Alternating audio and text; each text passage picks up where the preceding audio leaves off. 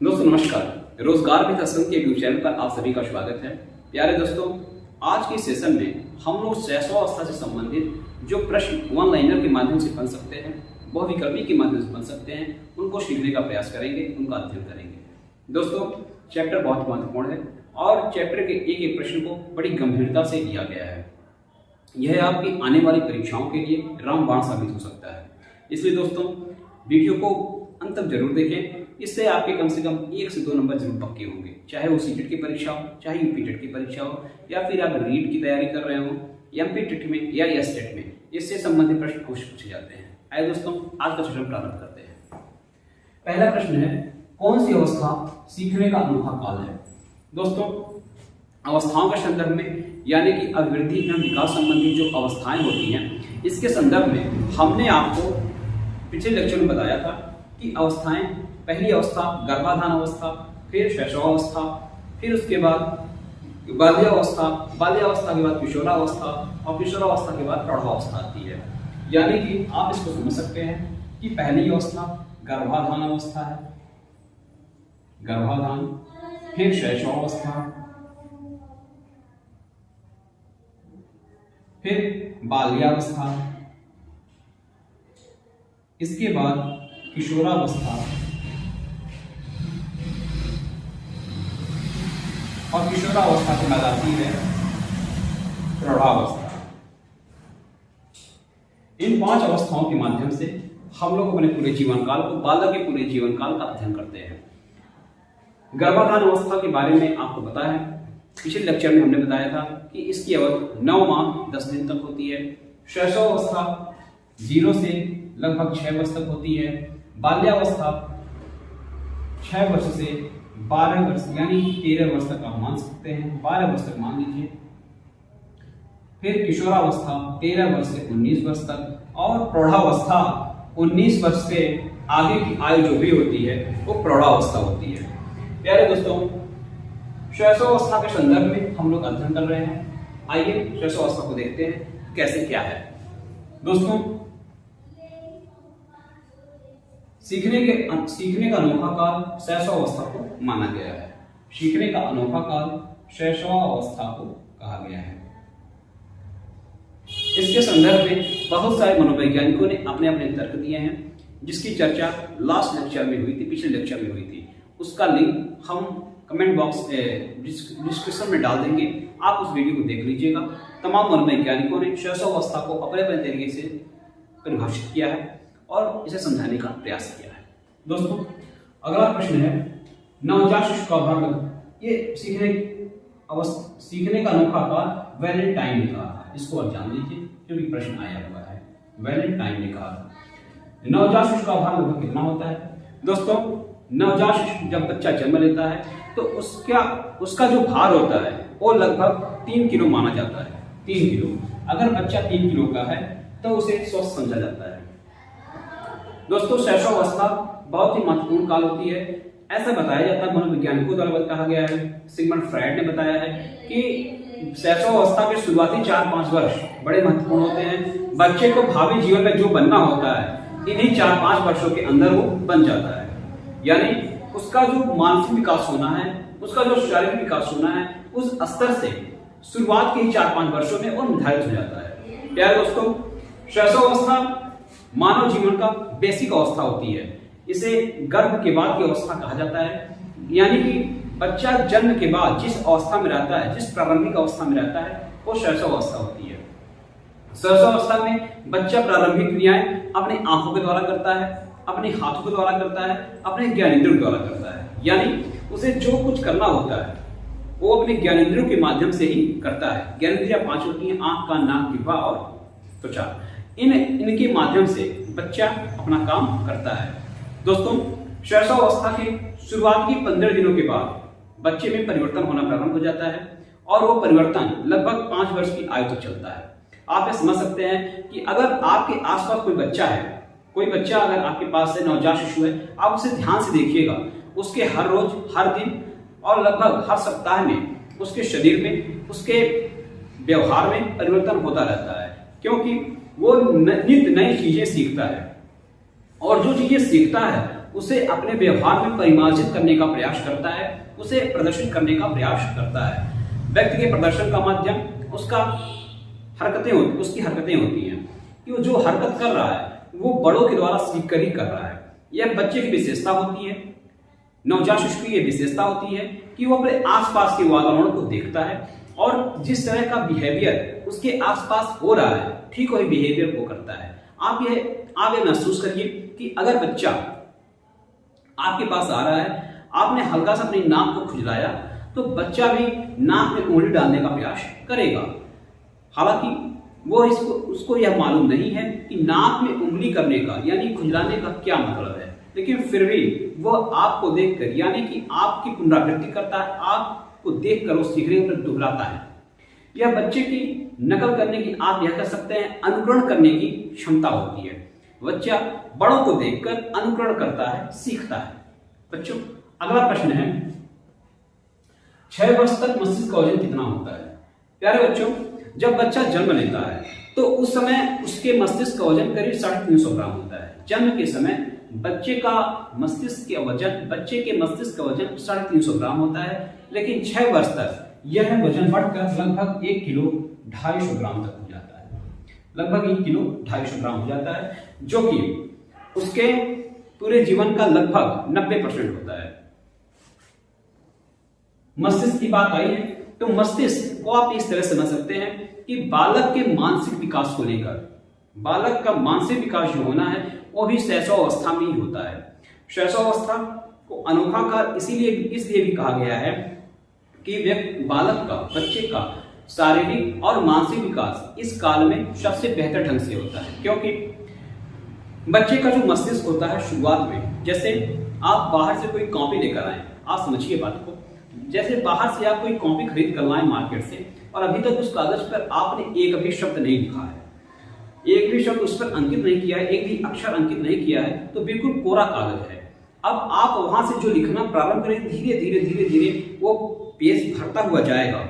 यानी आप मान लीजिए कि आपने यह कॉपी खरीदा है और इस कॉपी में आप अभी तक कुछ नहीं लिखे हैं। कॉपी मार्केट से आपने लाया है और कॉपी में अभी तक आपने कुछ नहीं लिखा है। अब आप आज से लिखना प्रारंभ करेंगे तो यहां से लिखना आप प्रारंभ कर रहे हैं, इस तरह से आप लिख रहे हैं, कॉपी भरती हुई चली जा रही है। अब आप इस कॉपी पर जो लिखेंगे वही अंकित हो जाएगा, वही इस कॉपी पे पड़ा रहेगा। ठीक उसी तरह बच्चा शुरुआत में यानी कि नवजात अवस्था में, शैशवावस्था में बालक का मस्तिष्क भी पूरी तरह से कोरा कागज होता है। जो कुछ भी हम उस पर अंकित करते हैं अपने व्यवहार, बड़े जो कुछ भी उस पर अंकित करते हैं अपने व्यवहार से, अपने विचार से, अपने बोली से, अपने माध्यम से, जो कुछ भी उस पर अंकित करते हैं, बच्चे के मस्तिष्क पर उसका अमिट छाप पड़ जाता है। जैसे आपने किसी बच्चे को अगर आपने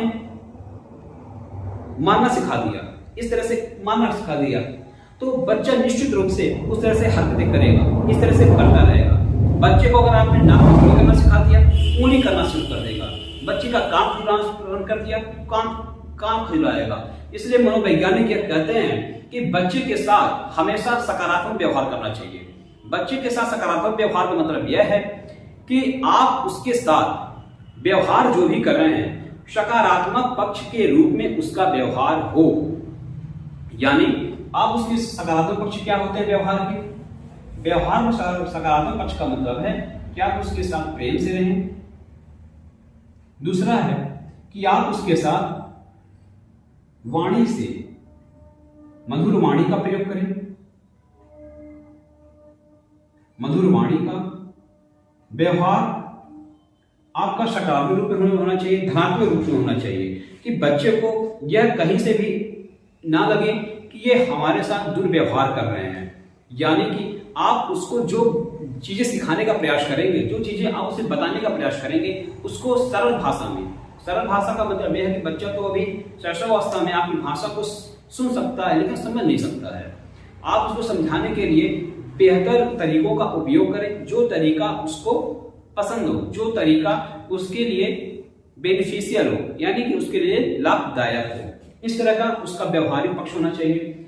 बालक अपने व्यवहार को, जो व्यवहार वो सीखते हैं, उन्हें संवेगों के माध्यम से प्रकट करते हैं। यानी संवेग कौन से हैं? जैसे क्रोध, प्रेम, तृष्णा, प्यार, ये सारी चीजें उस संवेगों के माध्यम से प्रकट करता है। अगर बच्चे को कोई चीज पसंद नहीं आती है, बच्चे को कोई चीज पसंद नहीं आ रही है, तो बच्चा चिल्लाएगा, बच्चा रोएगा, बच्चा अपनी हरकतों से परेशान करने की कोशिश करेगा।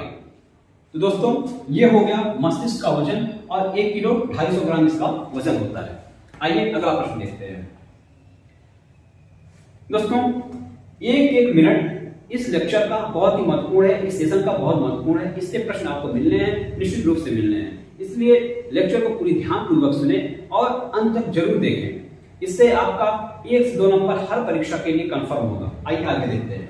कितने वर्ष में सभी दूध के दांत निकल जाते हैं? बच्चों, दोस्तों, दूध के दांत, जैसे आज आप लगभग 20 साल की आयु पूरी कर चुके हैं। आप खुद अनुभव करिए कि जब आप छोटे थे, आप बचपन में थे, थोड़ी सी अपनी स्मृतियों को उलटने का प्रयास करिए। स्मृतियों को जो आप स्मृतियां आपके मस्तिष्क पटल पर छपी हुई हैं, उसे थोड़ा सा निकालने का प्रयास करें, उसमें डूबने का प्रयास करें, तो आपको पता चलेगा कि जब आप लगभग 8 साल की अवस्था तक पहुंचते हैं तो आपके दांत टूटने प्रारंभ कर देते हैं। 8 से 9 साल की अवस्था में दांत टूटने प्रारंभ कर देते हैं, लेकिन दांत निकलने कब प्रारंभ करते हैं? हमारा प्रश्न यह है, कितने वर्ष में दूध के सभी दांत निकल जाते हैं? तो लगभग 6 वर्ष तक दूध के सभी दांत निकल जाते हैं, और टूटने का प्रारंभ होते हैं लगभग 8 से 12 साल की आयु तक दांत टूटने प्रारंभ हो जाते हैं। लेकिन शुरुआत के 1 वर्ष के अंदर लगभग 1 से 2 दांत बच्चों के निकलते हैं, ये आप समझ सकते हैं। तो दूध के सभी दांत लगभग 6 वर्ष तक निकल जाते हैं।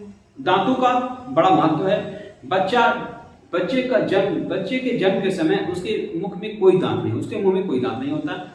मुंह में उसके दांत लगभग 1 साल के आसपास 6 महीने के बाद निकलने प्रारंभ होते हैं, जिसे हम दूध के दांत कहते हैं, और लगभग 6 वर्ष की आयु तक उसके सभी दूध के दांत निकल जाते हैं। दूध के दांतों की संख्या 20 मानी गई है, 20 कही जाती है, 20 है, यानी दूध की दांतों की संख्या कितनी होती है? 20 होती है।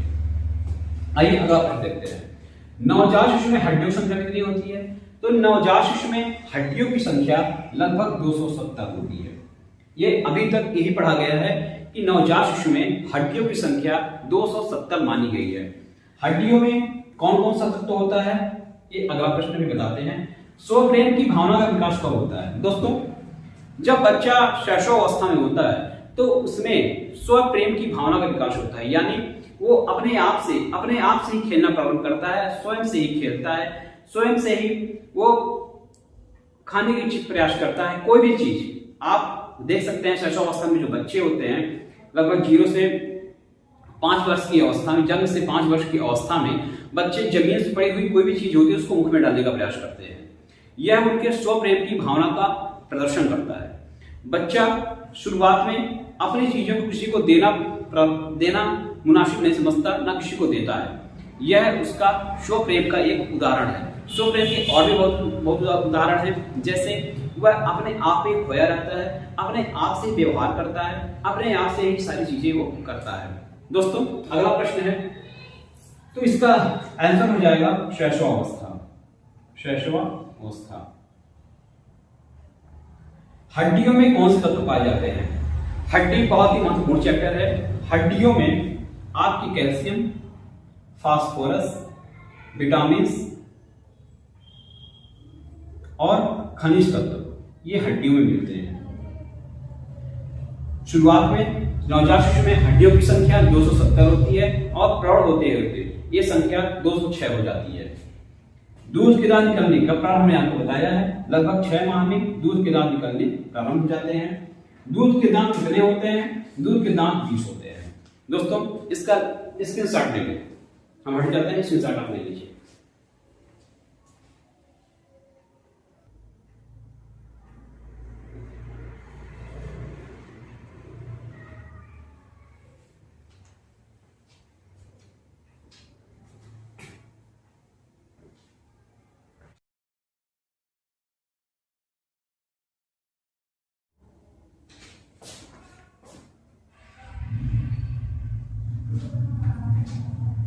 आइए दोस्तों आगे देखते हैं, लड़कियों में कौन सी ग्रंथि पाई जाती है। दोस्तों फ्रायड ने ग्रंथ के संदर्भ में अपने विचार दिए थे और फ्रायड का यह मानना था कि लड़कियों में पिता के प्रेम से संबंधित पिता से प्रेम से संबंध का उदय होता है, यानी लड़कियां पिता को ज्यादा प्रेम करती हैं। और इस ग्रंथ को इलेक्ट्रा ग्रंथ का नाम फ्रायड ने दिया था। इलेक्ट्रा ग्रंथ।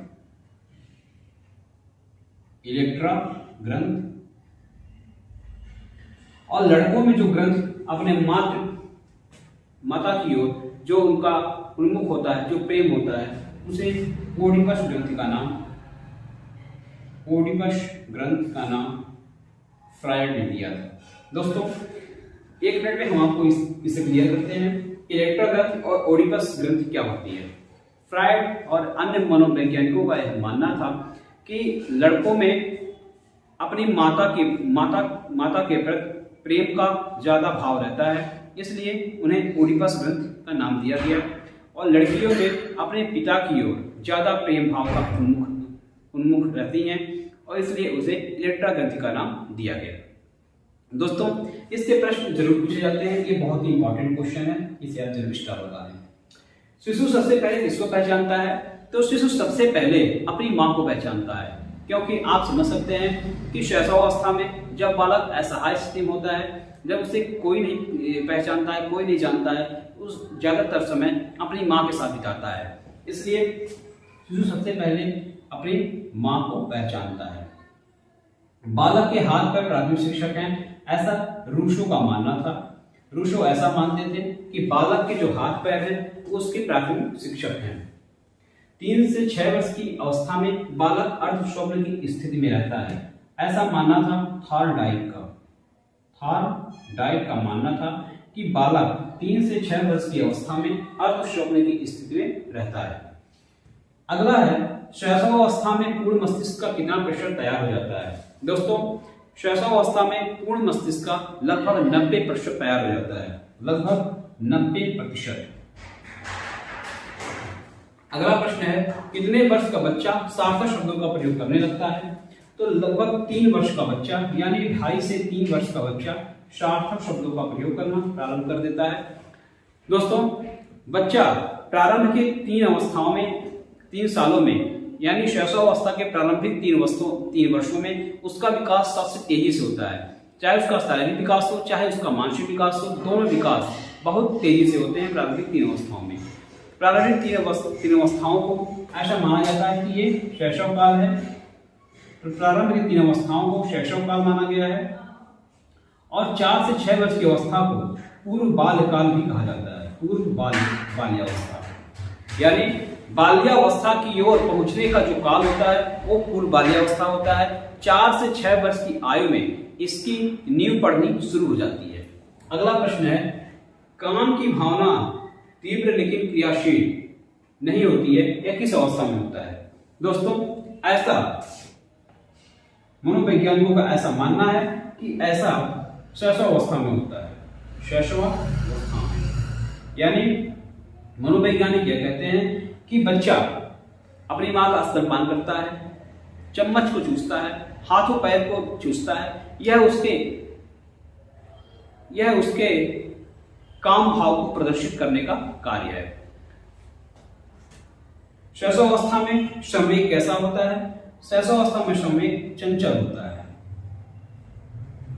दोस्तों ये सारे प्रश्न जो प्रश्न हमने आपको बताए हैं, ये सारे प्रश्न किसी न किसी परीक्षाओं में पूछे गए हैं, जिनका संकलन, जिनका एकत्रीकरण हमने किया हुआ है और आपको प्रस्तुत करने का काम कर रहे हैं। दोस्तों इस तरह से प्रश्न आपके परीक्षाओं में जरूर पूछे जाते हैं। आइए दोस्तों आगे बात करते हैं।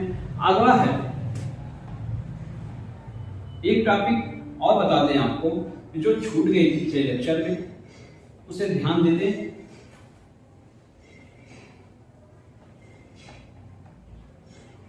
कि शैशवावस्था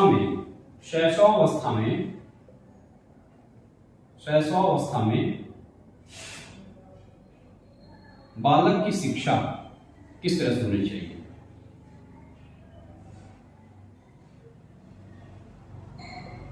दोस्तों शैशवावस्था में बालक की जो शिक्षा है वो खेल कूद के माध्यम से होना चाहिए और खेल कूद के माध्यम से उसको सिखाने का प्रयास करना चाहिए। यानी कि प्रारंभ के जन्म से जो 6 वर्ष की हम बात कर रहे हैं, इन वर्षों में बालक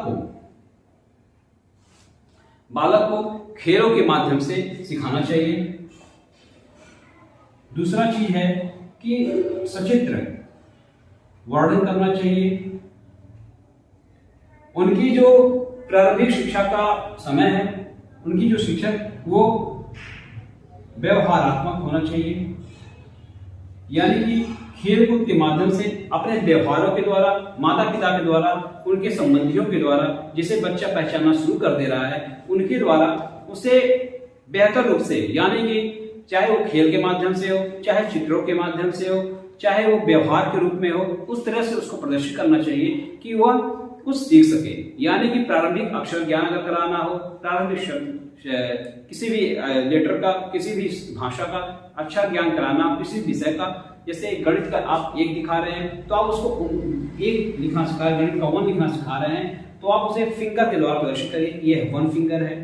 आप उसे आलू कुछ सामान ले लीजिए, जैसे आलू हुआ, टमाटर हुआ, मिर्चा हुआ, मूली हुआ, कोई भी चीज ले लीजिए और उस तरह से उसको प्रदर्शित करना शुरू कर दीजिए, ताकि वो बच्चा यह समझे कि 1 का मतलब क्या होता है। फिर धीरे धीरे वो 1 से 2 करना, 3 से 3 करना आप उसे सिखा सकते हैं। अक्षर ज्ञान को भी आप इस तरह से समझा सकते हैं। दोस्तों, शैशवावस्था के काल को परियों की रानी की काल कहा गया है। यानी कि बच्चों को परियों की कहानियां इस काल में बड़ी पसंद आती हैं, जब बच्चा थोड़ा सा जानने लायक हो जाता है। और मांटेसरी पद्धति, यानी कि मांटेसरी पद्धति की पढ़ाई बच्चों को शुरुआती काल में देना चाहिए। दोस्तों, आगे बताते हैं।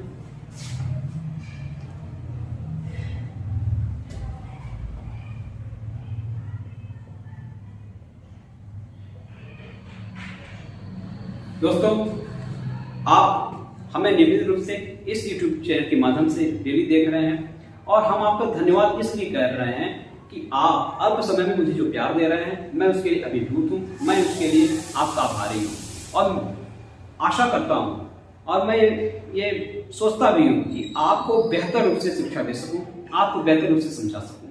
दोस्तों, आपको आज का वीडियो कैसा लगा है आप एक बार कमेंट बॉक्स में जरूर बता दें, क्योंकि आपके लिए हमने बहुत ही बेहतरीन प्रश्नों का एकत्रीकरण किया हुआ है, जो प्रश्न आपकी परीक्षा में हूबहू पूछे जाएंगे। दोस्तों, हमारे उत्साह को, हमारी ऊर्जा को और बल देने के लिए और हमें उत्साहित करने के लिए चैनल को सब्सक्राइब अवश्य कर दें और दोस्तों को, अपने फ्रेंड्स को भी इस वीडियो को शेयर कर दें ताकि उन्हें इसका लाभ मिल सके। धन्यवाद।